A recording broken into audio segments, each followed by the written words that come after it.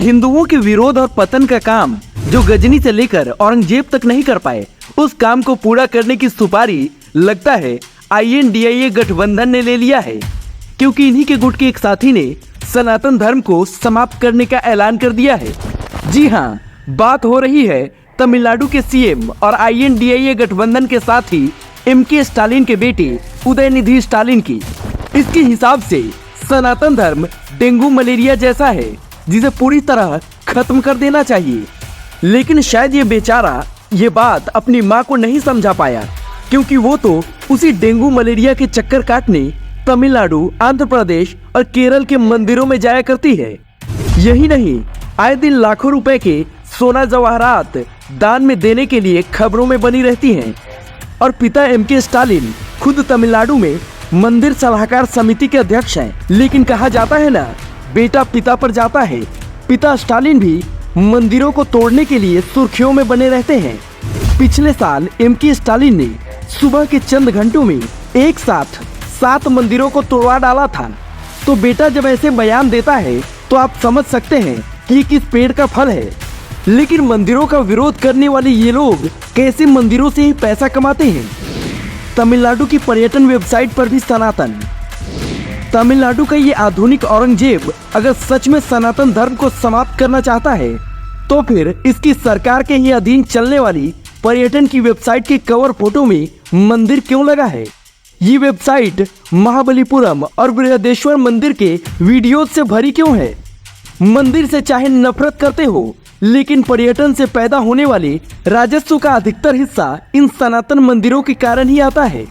क्योंकि CEIC की report के अनुसार स्टालिन की सरकार ने केवल पर्यटन से साल 2023 में 254 करोड़ रुपए से ज्यादा की कमाई की है। लेकिन बेटा राज्य की उन्हीं मंदिरों को कोस रहा है जिसे देखने देश दुनिया के पर्यटक आते हैं। मंदिर की कमाई में हिस्सा, लेकिन सनातन का विरोध। इस औरंगजेब को यह भी बताना चाहिए कि नेहरू की सरकार के बनाए जिस Hindu religious and charitable endowment act 1951 का दुरुपयोग कर तमिलनाडु सरकार ने हिंदू दान धर्म एक्ट 1959 बनाया और राज्य की करीब 45,000 मंदिरों को अपने कब्जे में ले लिया।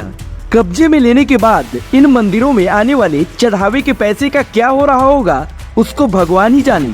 अगर सनातन धर्म से तुमको इतनी ही नफरत है तो स्वतंत्र कर दो इन मंदिरों को। क्यों मंदिरों के सोने को हमेशा पिघलाने की ऐसी स्कीम लेकर आते रहते हो जिस पर हाई कोर्ट को आकर रोक लगानी पड़ती है। क्योंकि तमिलनाडु की सरकार को उन्हीं डेंगू मलेरिया वाले सनातनियों के इन मंदिरों से हर साल करोड़ों रुपए की कमाई होती है जिनसे उनकी सरकार चलती है। DMK को छोड़ देना चाहिए INDIA गठबंधन।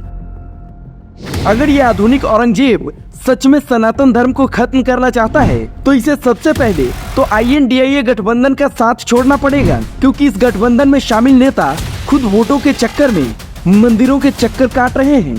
केजरीवाल हनुमान चालीसा पढ़ते हैं, राहुल गांधी रुद्राक्ष की माला और जनेऊ धारण करके शिवलिंग पर जल चढ़ाते हैं, प्रियंका गांधी गंगा में डुबकी लगाती है, लालू यादव की पत्नी राबड़ी देवी हर साल छठ पूजा का व्रत करती हैं, और तो और MP में कांग्रेस नेता कमलनाथ तो हिंदू राष्ट्र की मांग करने वाली बाबा बागेश्वर नाथ के चक्कर लगा रहे हैं। ऐसे में अगर ये आधुनिक औरंगजेब उदयनिधि अगर INDIA में रहा तो सनातन धर्म को पूरी तरह से समाप्त करने का इसका सपना कहाँ पूरा होने वाला है। वैसे सच्चाई तो ये है कि ऐसे आधुनिक औरंगजेबों के बोलने से सनातन धर्म को कोई फर्क नहीं पड़ने वाला है। इससे पहले न जाने कितने औरंगजेब और गजनी समाप्त हो गए, लेकिन सनातन धर्म आदिकाल से ऐसे ही सीना ताने खड़ा है और हमेशा रहेगा।